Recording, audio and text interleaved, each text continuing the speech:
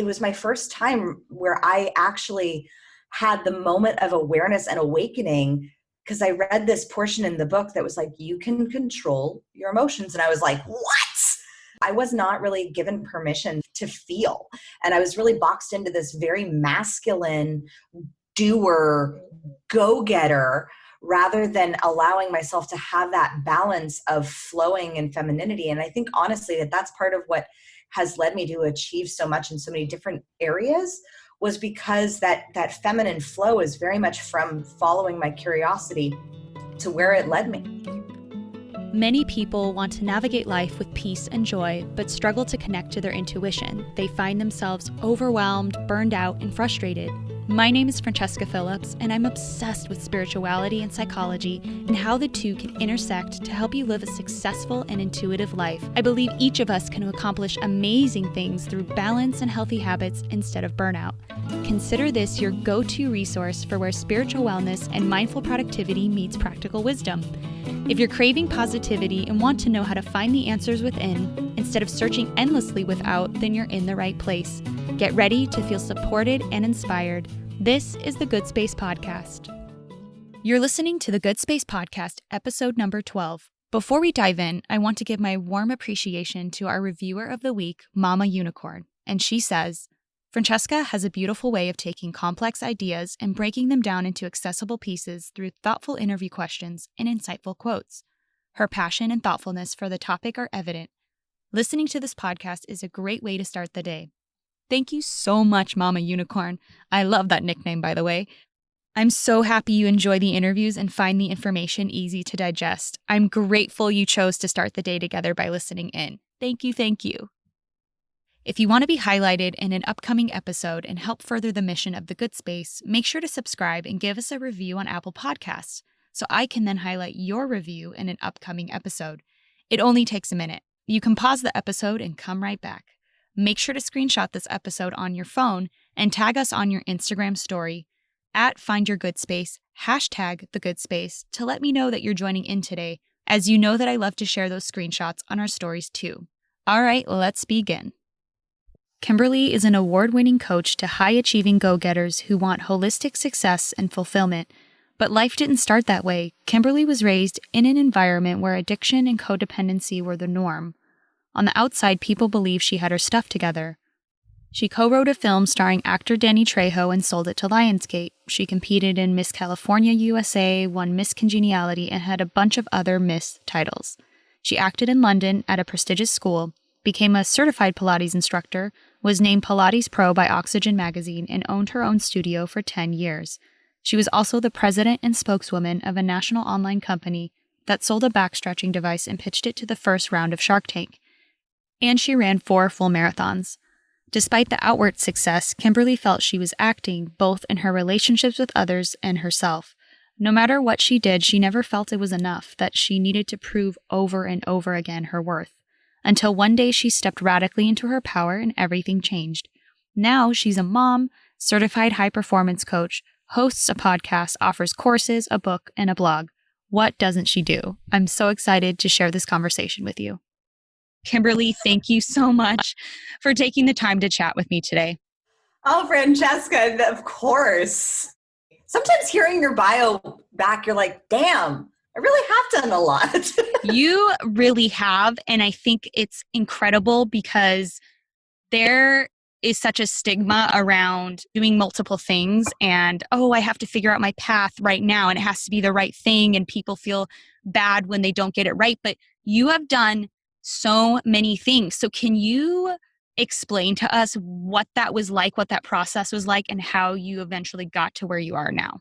I really got permission early on. When I was in high school, in my senior year, I was this like massive achiever. Not like that's changed. But when I was in my senior year, I was this achiever in all the ways that I thought I needed to prove myself to follow and fit into the roles that I thought I was supposed to follow. I thought, yes, I'm going to college after this. I thought, okay, I have to, in order to get to college, the colleges that I wanted to go were very prestigious. I was taking all these AP classes and I was doing the ones in the subjects that I liked, but I still was striving for that achiever role to be in all of the subjects. And, science and math just aren't my jam unless it's got a dollar sign and a plus sign next to it. Like it's not my favorite thing to add. I was so depressed in my senior year of high school. And the path that I thought was what I was supposed to do or what I should do wasn't happening. I was getting rejected countless times from so many schools, even though I had a great GPA. I was nearly a straight A student. I was in all these classes. I was doing all the quote unquote right things. And yet I still was getting all this rejection from colleges. And I was striving to achieve so hard and I wasn't seeing the results. And it made me really, really depressed. And to give my mom massive credit, when I was 17 years old, and it was about 6 months before I graduated, she said, Kim, I would much rather have you happy and living into your purpose than being in high school. If you want to drop out, you can drop out. And I was like, what? Wow. What parent says that? And she said, well, I've always known you want to be in film, you want to be in Hollywood. She's like, why don't you you're an amazing networker. I'd already been in script writing competitions. I had already won awards for my screenplays that I had been writing with mentors. She's like, if you just want to drop out and just start, then I will support you in that. Anything that will help you get happier and make you feel like you're more on purpose. She's like, you don't need biology at this point. Having that permission, I didn't end up dropping out, but just having that permission and kind of the moment of realizing that all the stress and all the pressure was 100% put on by me, because I was putting myself and contorting myself to fit into this perceived path that I thought was what I should do, that I thought was what would make, my parents happy, me feel like enough. And it just wasn't the case. And I actually ended up getting 2 scholarships to go to college. And I dropped out 2 weeks before I was supposed to start because I found this acting class that just lit my soul on fire. And it really was about following my curiosity all throughout 10 years after high school that allowed me to get to where I am now, which is now living longer than a month in Australia. We've been here for 4. So it's just been from a place of 100% following my curiosity. And from that acting class, that was where I learned to feel. That was where I got my hands on my first personal development book, which was Stephen Covey's The 7 Habits of Highly Effective People, because that was what my acting teacher recommended. And I remember back then, I was 17 years old. I was the youngest in the class. And as a former straight A student, I, of course, was going to get all the book recommendations about what I, should be reading and should be doing. And I get this list of book recommendations from my acting teacher. And the first one, it says, this is the most important book you will ever read. And I was like, okay, I went to Barnes and Noble, or maybe it was Borders back then. And yes. I grabbed the book and I started thumbing through it. And I was like, this has nothing to do with Hollywood or succeeding in Hollywood or acting or the craft. And I was like, what is this habit stuff? And because I had habits, not very healthy habits back then. And it was my first time where I actually had the moment of awareness and awakening, because I read this portion in the book that was like, you can control your emotions. And I was like, what? Because I'd lived in such a reactive home where emotions were ignored. They were not allowed. My mom didn't like to deal with them. She's very logical brained. My dad would try to escape from them, or he would perceive emotions like sadness to be manipulative. And so I was not really given permission to feel. And I was really boxed into this very masculine doer, go-getter, rather than allowing myself to have that balance of flowing and femininity. And I think honestly that's part of what has led me to achieve so much in so many different areas, was because that feminine flow is very much from following my curiosity to where it led me. And yes, it was definitely combined with the masculine doing energy. But when my gut had that hit to drop out of college, when my gut had that hit to go to this networking event where I met my writing partner, when we ended up writing a film together, where my gut had the hit to suddenly become a Pilates instructor to support my career in Hollywood, when my gut had the hit to say yes to jumping into this e-commerce company, to joining forces with my then business partner. That was a gut hit as well. And the times where I have been led astray is when I didn't listen to those gut intuition hits that were like, maybe you should pay attention to that. Or maybe you should not date that person. Or that's an interesting thing that person said. Maybe you should just put a pin in that and explore what that is.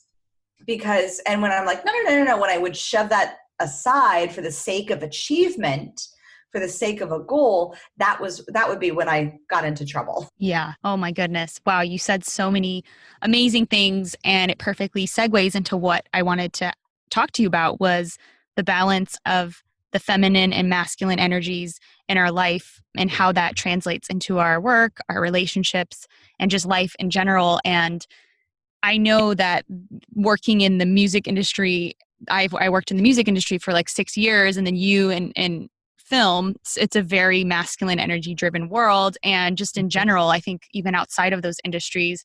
So was it just that you were so purely open when you went to that acting class and the seed was planted and it just rang as truth to you? Or when did you really start to recognize the need for that balance? And how did it start changing everything for you? It was very much that intuitive. Like, I was because I remember the moment when I went to that acting class and I saw people on stage like feeling, because I'd seen acting before, but acting before was very stage-like. It wasn't living truthfully under imaginary circumstances. And what I learned from that acting class still plays a part as a coach today, because that's the foundation of manifestation, is living truthfully under imaginary circumstances and imagining your world better than what your past conditioning has allowed you to have, and what drives fear. Faith is imagining. It's imagining a greater world, a greater reality for yourself until it comes true. And acting as if it already is coming true, with the certainty that it is, you are experiencing it now in the moment. So when I saw acting for real, like real people living truthfully under imaginary circumstances, I was like, holy moly, like I saw truth and beauty in that. It wasn't faking it. And I've just always gravitated toward those things that were just so true and beautiful, even when I didn't quite know what they were yet. Like when I met my husband, he's 19 years older than I am, and he's very true and beautiful. And when we had that connection, and I was like, this is interesting. And I had never pictured myself with someone 19 years older than me. But at the same time, I was like, this is so honest and raw and real. And I was like, this is what I'm going to hold on to. And it was interesting because I was in a relationship before that. And my mom had asked me, like, was that guy the one? And I said, no, but I think the one after him will be. And it was just a gut intuitive hit. And then I met my husband.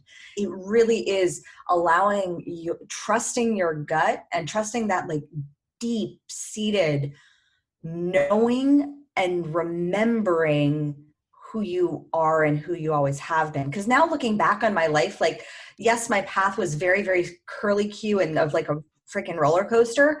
But one of the questions I ask all of my clients is, when you were about 4, 5, or 6 years old, who were you? What did you want to be? What did you want to do? And when you think of that question, about 4, 5, 6 years old is before you've accepted other people's programming as true. You still are living in this beautiful space as a 4, 5, 6-year-old of imagination, of really that space of play where you're doing. Like my son, he is almost 3 now, and he learns so fast, but he's learning through playing, through following his curiosity, for not being really beholden to like, I'm in my Spanish lesson right now. Like he loves his Spanish lessons, but he's in his Spanish lessons for like 15 minutes. And then he's like off, playing with his trucks. And then he's following his curiosity. And he's learning so much in the process of that. And I think as adults, we get very contorted into this space of doing and learning in this specific way, when really the time of our fastest growth is from 0 to 6. In psychology, that's called the imprint period. It's in that period where you actually get most of your subconscious programming. And like right now, my son is just a giant walking subconscious mind, and he doesn't know the difference between something that's right or wrong or good or bad. He just knows what he's told, and he's following the direction that he's told. He's experiencing the world, modeling the behavior that he's seeing. And so when I ask that question of my clients of who did you want to be when you're about 4, 5, 6 years old, I look back at what I wanted to be and who I wanted to be. And I'm like, oh my gosh, it makes perfect sense. Like, I wanted to be a princess. I wanted to be a princess.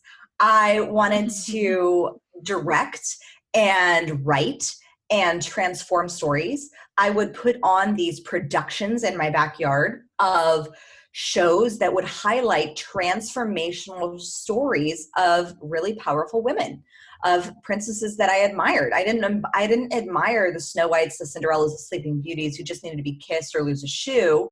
I admired the Bells, like the Pocahontases, yes, the Ariels, the ones who challenged, the ones who saw, like especially Belle, and the ones who saw that beauty in somebody and who transformed the people around them and transformed the perceptions of people around them because of who they were at their core. Those were the stories that I really gravitated to. And my mom, even as a child, like she would seek out interesting princess stories, and you'd be surprised how few of them there were back then. Like there were not very many princess stories of heroic princesses, and those were the stories that I would produce and I would direct. And I look back on the theme of my life, and I've always been in the business of transforming people's stories. When I was an actor and a writer, hearing that I transformed somebody's story from the film that I wrote with my writing partner and the director of the film, Nick Parada, like when I heard that from a friend of mine who attended my the premiere, when I heard that a boy who had come to that premiere had changed his life around because of the story he had seen on the screen, because he was following into the same pattern. Because basically the story is a young kid who wants to be a part of the cool crowd. He ends up falling in line with a whole bunch of motocross riders, and then he starts falling out of line and falling into like drug dealing. And this boy had been following along the same path, not necessarily motocross, but just hanging out with the wrong crowd and adapting who he was in order to fit in instead of really belong. When I heard that he had changed his life, he'd stopped hanging out with the crowd that he was hanging out with, he'd stopped doing drugs because of the film that I wrote, I was like, what? That's amazing. That was the best feeling ever. And I was like, that's what I want to do with my life. That's what I want to do. And I did that with Pilates. As a Pilates instructor for 10 years, I changed people's stories about what was possible for their bodies. I rehabbed so many backs and post-pregnancies of like how your body is just a miraculous vessel that can change and transform people's stories about their own body image. And even as an e-commerce business owner, like my business was around transforming people's stories about back pain and how they could heal and recover and feel stronger and more flexible with our device that we were selling. And now as a coach, that's what I do daily, is transforming people's stories. And I do it now with my company called Crown Yourself. So I get to be a princess. Yes. And I'm the director, which is base of the show, which basically is what a CEO does, is you're the director of your business. You are the producer of your business. And I'm the writer of my content. And I am the performer of my live streams. And I'm the performer on podcasts and other people's podcasts. So I'm really doing everything that I wanted to do, just not in the exact vein or form that I thought it would be when I was 4, 5, 6 years old. And when I've asked this question of my clients, I've gotten some amazing answers of like, they just wanted to help people. Or like one of my clients, she wanted to be a nun and a nurse. Now as an adult, she's a shaman and a midwife. It's not the exact same form, but she always wanted to have that medical service and spiritual service. And now, even though she's not a nun, she's a shaman, it's still the spiritual service. And she's not a nurse, but she's a midwife. She's offering that medical service that she always wanted to. And when you look at from that vein of like, who did you want to be when you're about 4, 5, 6 years old? And also, what did you get in trouble for? Because that will give you some ideas for your branding. So for me, I got in trouble for challenging. When I was about 4, 5, 6 years old, I would challenge my dad's behavior. And I didn't know back then that you probably shouldn't challenge someone who was intoxicated. And so I would see him in his highest and best, which is also one of my superpowers, is I see people in their highest and best in what it is that they want to accomplish. When you say to me what it is you want to dream, what your dream is, I already see it.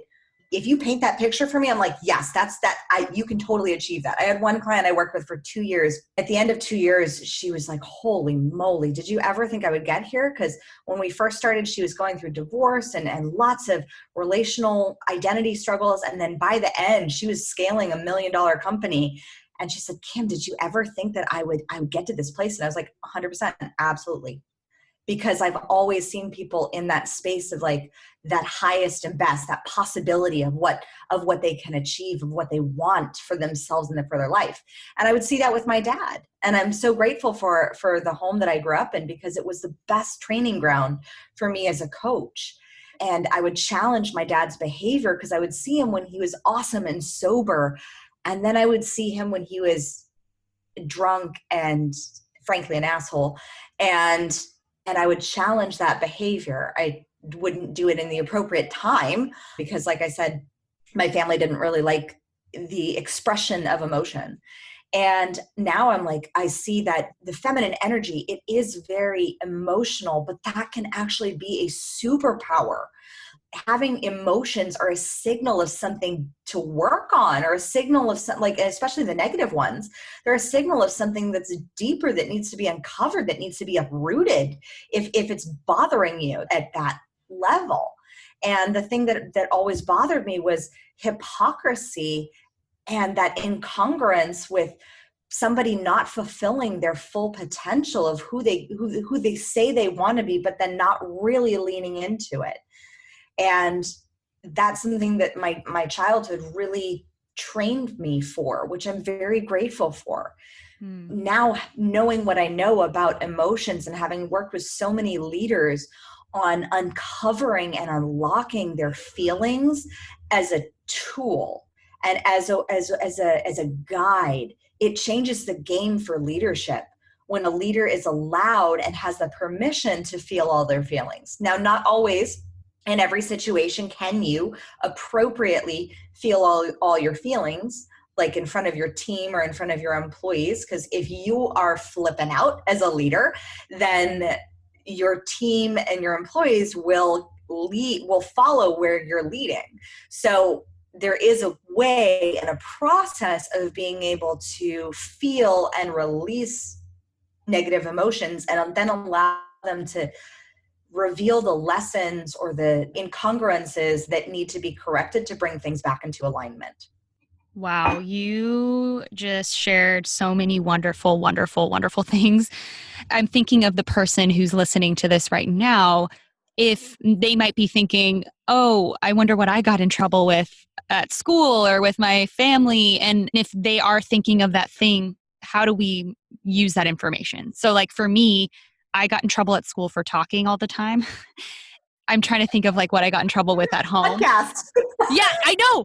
That when you said that, I was like, oh my gosh, this is amazing. So for anyone listening to this right now and they're thinking, ooh, I got in trouble for that, what does that mean?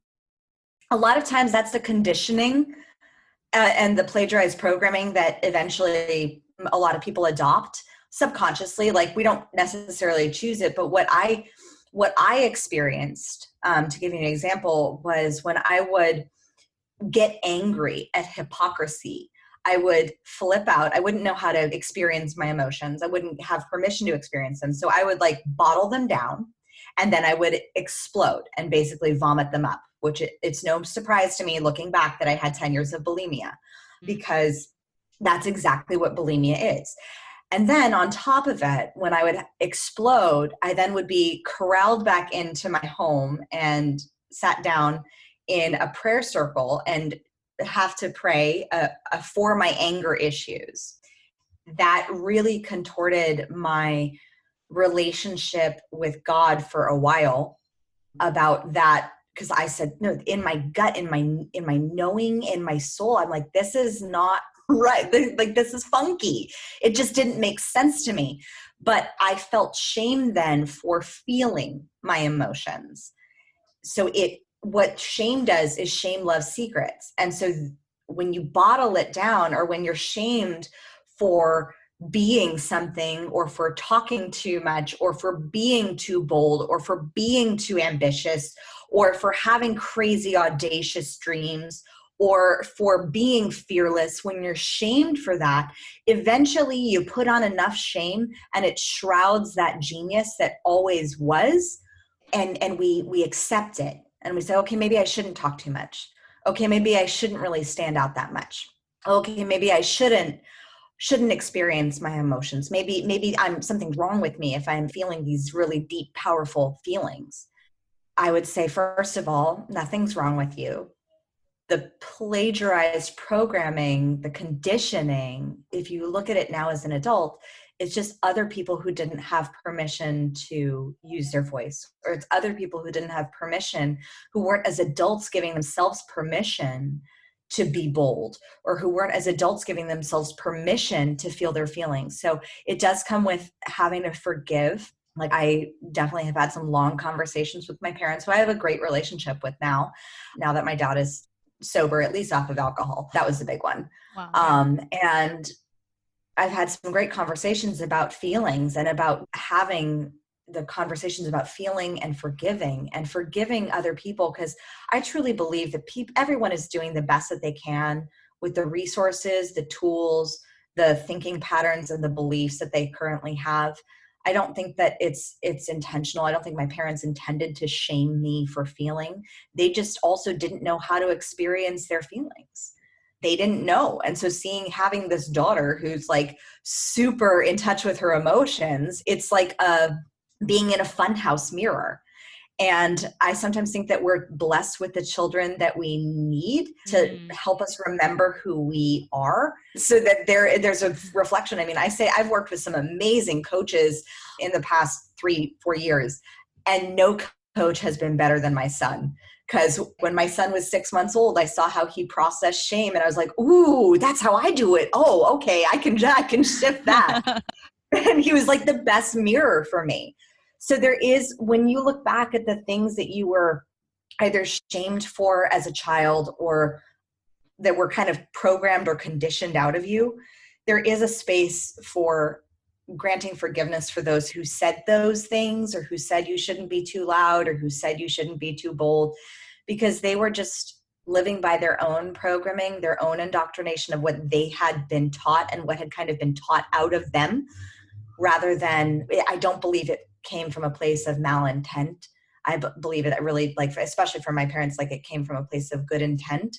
Like, they wanted me to survive, but that's not how I really choose to live. I choose to have my emotions, and to be able to enjoy the full rainbow and the full spectrum of what they provide, and the insights that they provide for me for my own personal and professional development, and the insights that they provide for all the leaders that I get to work with, for what their journey is, and what they need to work on, and what they can uncover and unlock within themselves. Yes. Oh, that's great. And it's crazy because when you meet you, like when I've met you and other people, you come off as just so genuine and like not ashamed of your emotions, and just you are who you are. And it really is amazing to hear that you weren't that way at some point and you had to learn your way and grow your way into that. So for someone who is struggling to embrace those emotions and to just without shame be who they are, I'm curious how they should go about feeling safe enough to do that, and how they can not feel embarrassed or smaller than they actually are. Like, what are the first steps that you would recommend? Well, it always starts with you giving yourself permission first. Like I give you permission if you need it, but you don't need it from me. But it starts with you giving yourself permission to strip away and see what life could be like without that piece of programming, without that conditioning that says you shouldn't speak up, without that conditioning that says you shouldn't raise your voice, without that conditioning that says you should play small and be small and fit into this little box. Just play with it and allow yourself to play and give yourself that permission. It takes a lot of courage. It really does. I remember the night that I met my husband, I was very skilled at performing in all of my relationships prior to my husband. I was very skilled at performing and fitting myself into the boxes of the roles that I thought the other person wanted so that I could feel love. Because with any belief, there are 3 Trojan horses, as I call them. With every belief, it gives you safety, it gives you some feeling of control, and it gives you some feeling of acceptance and acknowledgement. I would get acceptance and acknowledgement from men by fitting into the boxes that they really wanted for who they really wanted to be in a relationship with, not really for who I was at my core. So I wouldn't let my weird side or my silly side or my too sexy side show. But the thing is, you can't keep up that charade for forever, or else you feel like you've lost a bit of your soul. And so when I first was driving to the networking event where I met my husband, I was not praying for a relationship. I was praying for just to be 100% honest and authentic. I said, all I want was just to be 100% honest and authentic. And then at this networking event, this guy swaggers up to me with such confidence and wow. And I see him and I'm like, very sexy. And I'm not quite sure how to handle this. And my past self would have wanted to perform for him. And I said, no. And I said, I remembered my commitment that I literally made 2 hours before. And I was super authentic. I shared with him things that I hadn't shared with my best girlfriends. My best girlfriends didn't know I was married prior to. They thought I was just engaged. I had eloped when I was 22 with my ex-husband. And we were only married for like 9 months when he was deployed. And then he came back and I was like, nope, that's not going to work. If we can't get along when you're on the other side of the world, it's not going to really work out if we're in the same house together. And so, but I told him that I had been married before. I had such shame. I carried, like I said, shame loves secrets. So I had such shame about that. I shared it with him and he accepted it. And you'll never get full 100% acceptance until you are fully ready and have the courage to fully show up and accept all of you, the mistakes, the messes, the things that you're not proud of that you may have done in your past. Until you are fully willing and ready to accept all of you, you will never fully find full acceptance. Because that's where shame lives. It's in those spaces of those things that we did that in our past that we're not proud of. When you have that acceptance, when you can accept the fact that that happened, whatever it was, and I've had a lot of shit that happened, when you can accept the fact that that was what happened and that was a moment, how do you live on from that moment? What do you make that moment mean for you? And for me, I shared with him things that I had not been proud of, things that I was desperately scared of, but I chose in that moment of like literally first meeting. So I did everything wrong that you're not supposed to do on a first like meeting of as a guy that you're attracted to. Like I was like, oh, here's all my baggage. Now see if you want to come and like enjoy all of this. He actually loved the fact that I was so authentic. He loved the fact that I was 100% real and he accepted it. That is true acceptance. And so we've always had the foundation now almost 8 years in where it's always been candor first and having those candid conversations that are not always comfortable, but that really reveal truth and that really have beauty underneath them. Because when you can connect with that truth, and sometimes it's just having the conversation and then just no action is really needed beyond that. but having those true conversations and fully accepting and having the courage to have those conversations, because being candid with all of you and owning all of who you are and all of who you have been and all of your past and all of your mistakes and all of those things that you are not proud of. And I'm not saying you have to share everything with the world. I do think that there is, in a lot of social media, a lot of sharing from a space of wanting to get that acknowledgement and that attention. And there are many things that I don't publicly share, but I've shared them with the people that they involved. And in that space, like, that alone can be freeing from shame, because shame loves secrets. So I'm not saying that you have to go out and blast everything about your life on a podcast of everything that happened. What I am saying is sometimes it's just about having those personal one-on-one conversations with those persons or people that you felt either wronged by or that just didn't allow you to fully express all of who you are. And now, as a strong, powerful queen or king, you can own the fact that you are making your own choices and you're choosing your programming now. So powerful. Everything you said just hit me to the core. It was very, very powerful. Obviously, getting to where you are now took time. It took courage. It took a lot of reflection and just being honest with yourself, with others.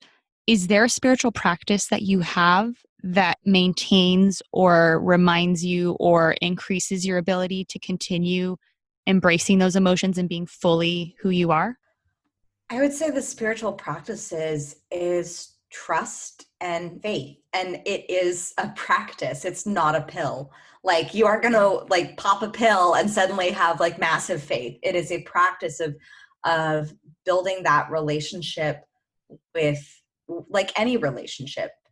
It takes time and it takes work. And especially if in your past or in your childhood, there were other pieces of programming that didn't really fit into what that deep knowing and soul connection that I believe we all have with whatever it is that you want to call it, source, God, the universe. I call it God.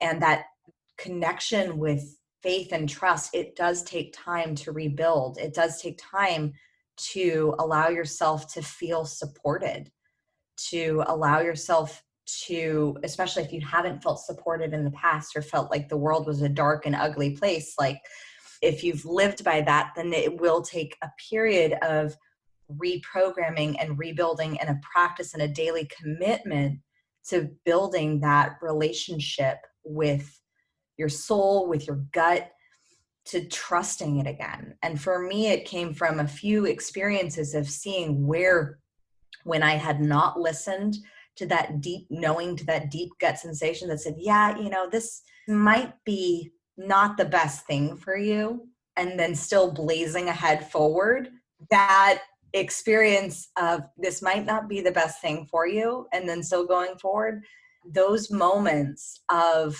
saying, no, I'm going to make it work. This is going to happen. And as my mentor, Brendon Burchard, says, it's not achievement that is your problem, especially if you're a high achiever, which are most of the people that I work with. It's alignment. And when you're making those choices that are out of alignment from the space of forcing or pushing, that's using the masculine energy. But the thing is that energy, period, like if you look at an electrical socket, energy flows from the feminine to the masculine. The masculine energy pushes in to the electrical socket. So you actually have the electrical socket and it pushes in, but it's already churning inside the feminine. The feminine has to be, one, willing to receive the masculine energy of the doing. But the masculine, when it forces or pushes in, I mean, in sexuality, that's called rape. In energy, it gunks up your circuits. So when you're trying to force or push something into a socket that isn't willing to receive those divine downloads, isn't willing to open itself up to possibility, isn't willing to open itself up to guidance first, then it's like this pushing of like, I'm going to make this practice or thing work for me. So that's why, like, I have spiritual practices that I do. I journal. I pray, I meditate every day, but I'm not beholden to the doing of the practices, because sometimes it's not the practice that you're worshiping of doing the journaling on a daily basis and having it be like, this is my doing checklist of things that I need to check off in little boxes. It's allowing for those moments of receptivity. It's allowing for those moments and the space for that divine download. It's allowing for that patience, and which is a constant thing that I'm working on, which is why I've been blessed with a toddler. It's allowing for that patience and that space of even sometimes boredom, because with boredom comes imagination, and it's allowing for yourself to have that creativity and that imagination for what could be possible. And it's also asking yourself, am I facing the right direction? So are you facing the direction toward fear, or are you facing the direction toward faith? Yeah. And faith does not necessarily mean a religion. It means faith in a vision greater than what you're living right now. Faith in a reality beyond what is possible. Faith in imagining your life and living truthfully under imaginary circumstances. And in a spiritual practice, sometimes fear represents itself of like, oh my God, I didn't journal today. Like my manifestation's not going to come true. Or the big one that I experienced a few years ago was, oh my God, I was learning all about manifestation and mindset and the feminine energy. And I was learning so much.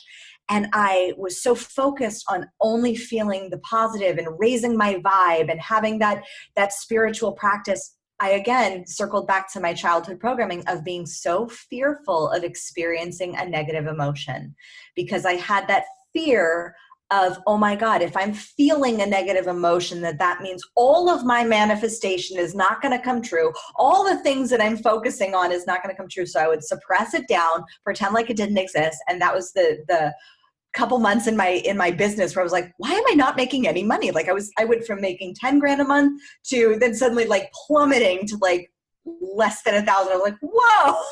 And Wow. it was just because I wasn't allowing myself to look at the shadow. I wasn't allowing myself to experience the signals of what those emotions would allow me to reveal, and the insights that were actually underneath the emotions. And once I gave myself the permission to feel and the faith that my manifestation, the things that I desire in my heart and in my soul, and the things that I believe were placed in my heart by the divine, my purpose, my goals, my vision for my life and my future, like the things that I believe were placed there and that I work to earn every day, because I believe earning comes after you already deserve it.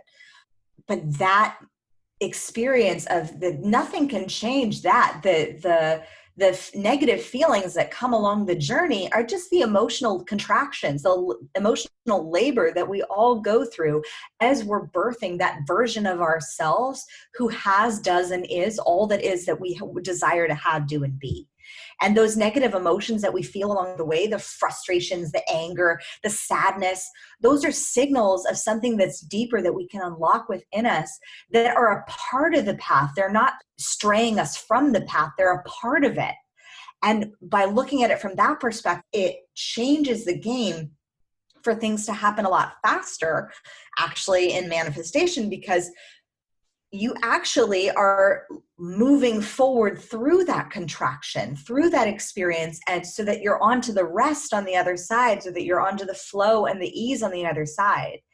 And it's allowing for that space of that feminine receptivity again, as you do the work to move through those negative emotions. I am so grateful for you and your energy and everything that you're sharing.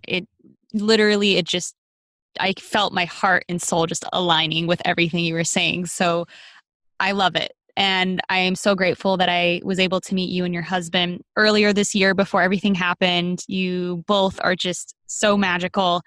And thank you. Just thank you so much for everything that you've shared. If there was one thing that you would want someone listening to take away, what would you want to leave them with? Follow your curiosity and let your feelings give you the clues. Because allowing yourself to be curious. One of the great questions that allowed me to recover from 10 years of bulimia would be, isn't that interesting? Isn't that interesting? Now, isn't that interesting is a question that allows for curiosity without judgment. Because immediately when you judge something, judgment has the preconception of malintent. And that's not necessarily what a feeling is or what a person is even. So allowing yourself to look at it from the perspective of curiosity, like almost like an anthropologist studying your own life, and then allowing yourself to explore what is it that is there that you need to uncover? What is it that is there that was maybe a trigger that is something that you need to learn? And what is it that is there that really allows you to dig in a bit and to find those nuggets of your own insight rather than what someone said that you should do or supposed to do?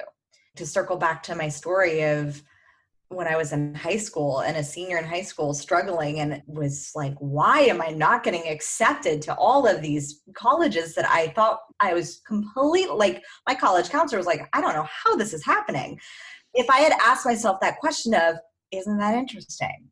Then it would have given me so much freedom of looking at it from the perspective without the judgment and saying, oh, maybe that's because it's not my path. Maybe because that the straight from high school to college to having a job is really not the best path for me. If you're not getting the results that you want in your life, and I've asked this question so many times since then, like with my business, when I was going through, when I went from 10K months to suddenly I was like doing less than 1,000 for a couple months. And I was like, whoa, isn't that interesting? What am I not allowing? And I wasn't allowing for myself to experience all the feelings. And I wasn't allowing myself to ask for help from my husband. I wasn't allowing myself to, because I was living by a story that I've shared many times with my community, that like the one time that my husband and I had like some problems in our marriage, it was because I was living by this story of being the breadwinner, of being the mother who does it all.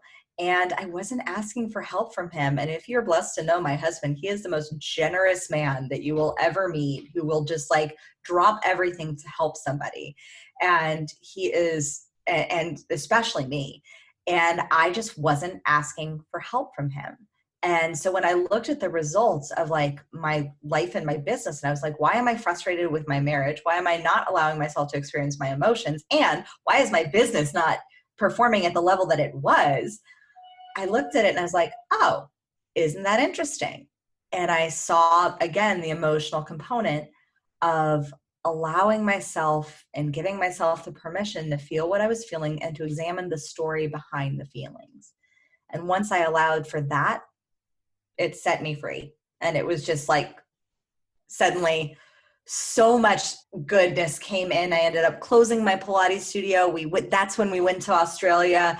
I had multiple 10K months and just, it's been up from there. And it's been so wonderful and glorious, and traveling and being able to do it all with my baby and my hubby, and now being able to live in Australia for 3 months during a freaking pandemic. Like my husband and I have turned to each other multiple times over these past few months and have been like, there really has been no better place for us to be than right where we are right now. And I'm not surprised, because this is what we'd always wanted to manifest. And it just took the courage of leaning in to a lot of people saying we were crazy for deciding to stay in Australia, and took the courage to lean into that truth of who we've always wanted to be. And the truth, again, it was another level of, we've always wanted to live and travel and have our children experience the world through travel and through experience instead of reading it in a book. So we just decided, okay, let's do it. And we leaned into it, and it's been amazing. Wow. Kimberly, thank you. Thank you for sharing your wisdom and your experience and your energy. I really appreciate it. And I hope that we'll have many more conversations in the future. I agree, Francesca. Thank you so much for inviting me on, for having me, and for creating a really beautiful, good place. Where can people find you? You can find me at crownyourself.com. If you go there, there is a wonderful hypnosis, a You Are Worthy hypnosis that I have for you. You are also more than welcome to join our Facebook community, our Crown Yourself community. You can just go to facebook.com/group/crown yourself, and there we are. And you have another opportunity to get another great download from me for Heal Your Money Beliefs. That really is the biggest way that I have been able to transform not only my money beliefs, but also my body beliefs. So if that's something that interests you, and the community is also just amazing.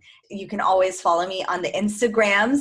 And if you love this episode, please take a screenshot of it and tag me in it in your stories. And I would love to hear what your breakaways, your breakthroughs, your ahas were. You can always shoot me a DM at Kimberly.Spencer. Or if you like cheeky quotes on Instagram, you can also follow my company at Crown Yourself Now. Awesome. Love it. All right, Kimberly, thank you again. We'll talk soon. All right. Thanks, Francesca. Now it's time for an affirmation. I am giving myself permission to be authentic. No show, no manipulation. I'm showing up fully present and embracing the emotions in each moment. Thank you for listening. I hope you enjoyed this conversation as much as I did. Everything that Kimberly mentioned will be linked in the show notes. And a few times she mentioned masculine energy, feminine energy. And if you want to learn the difference between the two, make sure to download my free guide, How to Balance Your Masculine and Feminine Energy.